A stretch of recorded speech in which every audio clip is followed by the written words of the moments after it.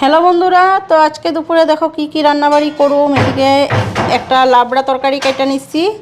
তো এখানে সিম, আলু, বেগুন, মিষ্টি কুমড়, কোয়াশ, মানে কোনো সবজি বাদ নাই, সবেই কিসে কিছু না এটা চল লাগাম। আর এখানে নিচ্ছি দেখো বেগুনি ভাজা করুম। আর এদিকে বেগুন, এগুলা নর্মাল বেগুন ভাজা আর এগুলা বেগুনি ভাজা।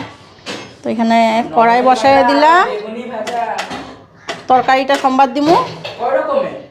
তো এইদিকে পাঁচফোড়ন নিলাম, তো এইদিকে কাঁচা লঙ্কা দিয়ে দিলাম। এখন সবজিগুলি দিয়ে দেবো।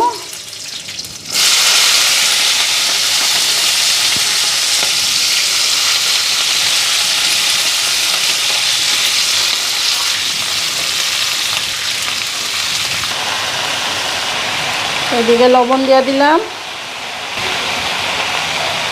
এখন ঢাকা দিয়ে থুয়ে দিলাম, পরে হলুদটা দেবো। তরকারিটা একটু মজুক। তো এইদিকে আমি এখন ডাল বসাই নিই। আর আজকে হয়েছে শুক্রবার, আজকে কিন্তু আমাদের নিরামিষ না, শনিবার নিরামিষ।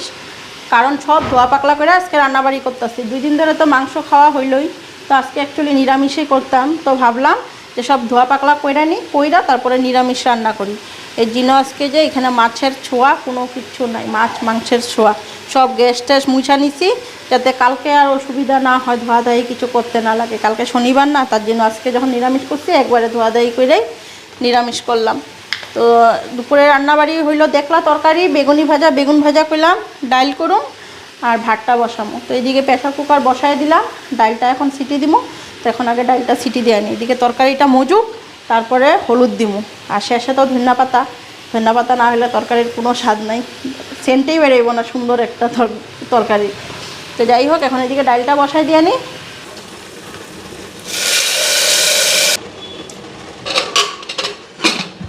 তো এইদিকে দেখো তরকারি মজা গেছে, আর হলুদটা দিয়া দিলাম। তো এখন এদিকে বেগুনিটা ভেজে নিই।